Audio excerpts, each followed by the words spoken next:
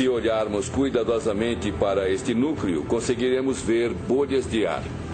Bolhas minúsculas no gelo também preservam o ar de tempos antigos, que pode ser liberado e estudado em laboratório para determinar a temperatura e o clima de milhares de anos atrás.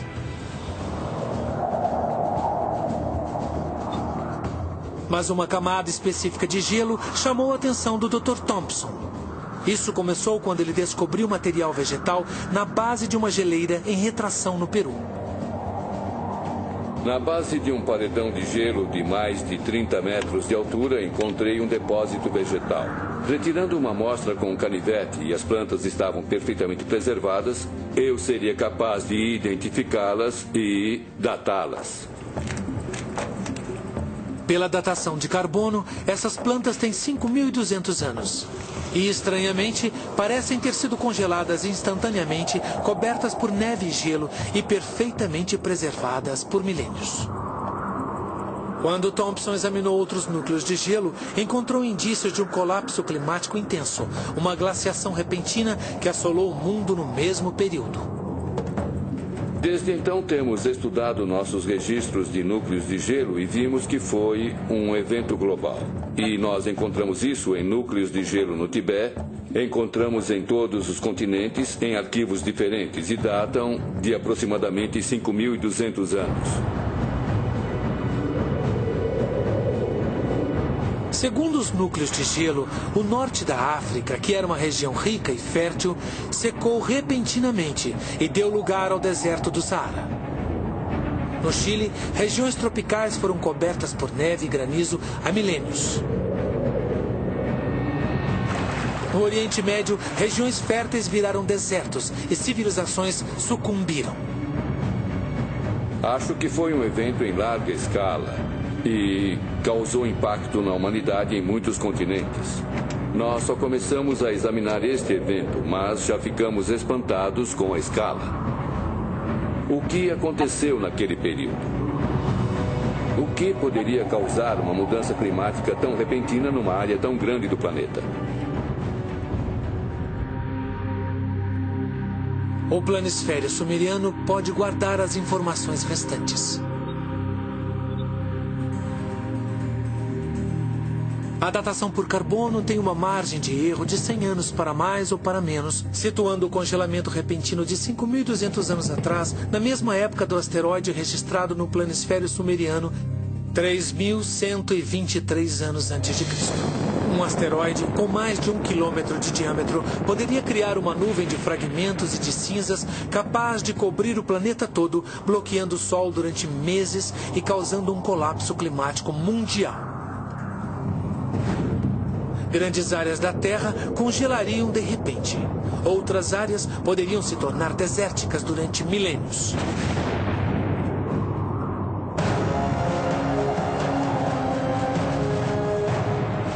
O impacto do asteroide foi tão grande que deu origem a uma lenda.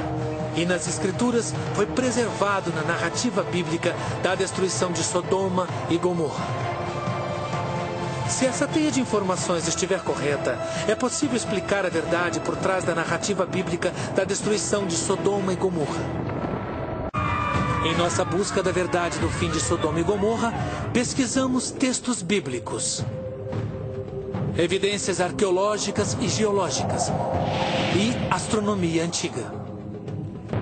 Se as peças desse quebra-cabeça estiverem corretas, esta é a história da destruição de Sodoma de um ponto de vista científico. 3.123 anos antes de Cristo, início da Idade do Bronze. Numa região fértil do Oriente Médio, um pastor nômade se muda para uma das novas cidades próximas ao Mar Morto.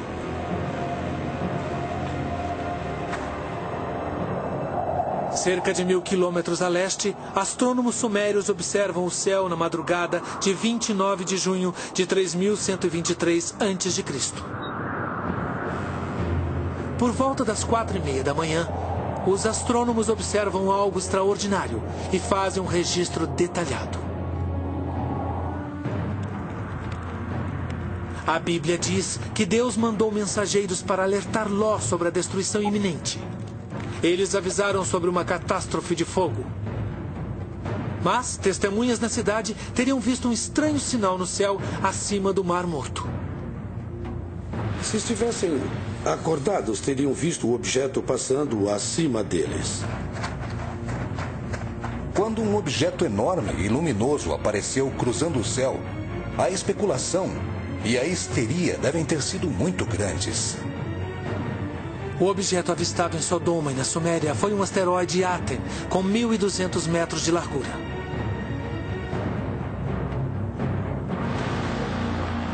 A Bíblia diz que Ló e sua família receberam um aviso e fugiram para as montanhas. O asteroide se aproxima dos Alpes austríacos mais rápido que a velocidade do som, numa trajetória baixa. Ele raspa nos picos das montanhas perto do Vale Kefels e explode numa bola de fogo.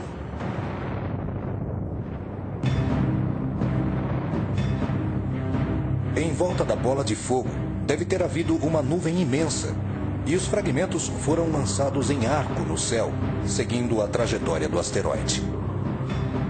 E esse arco deve ter se estendido sobre o Mediterrâneo até os fragmentos caírem, provavelmente ao longo da costa norte da África, indo do Levante até o Egito.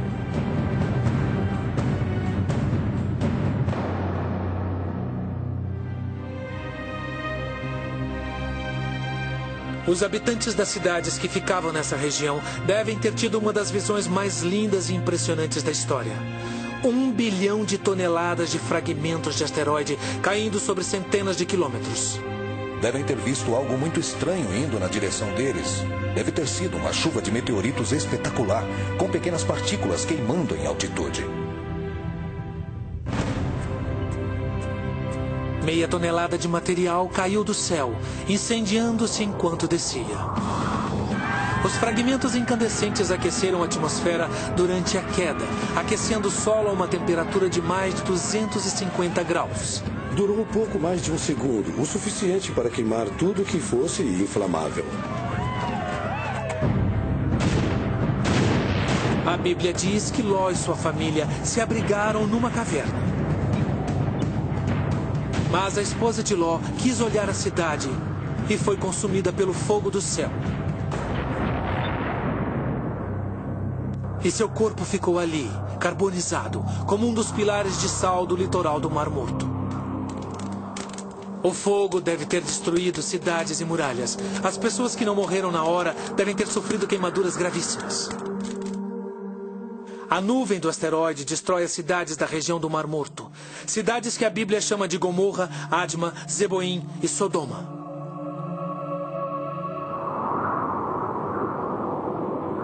Há muito poucos ou nenhum sobrevivente em Sodoma. A cidade é abandonada para sempre e restam apenas ruínas.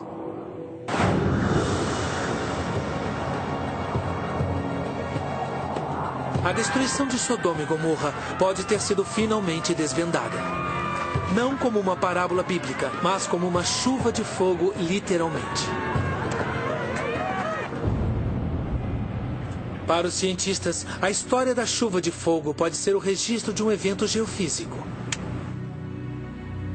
Mas para os fiéis, a história de Sodoma contém mais do que informações científicas. Contém algo bem mais importante. Então, como entender a história de Sodoma e Gomorra? Concluímos que deve ser lida com um sentido baseado na fé.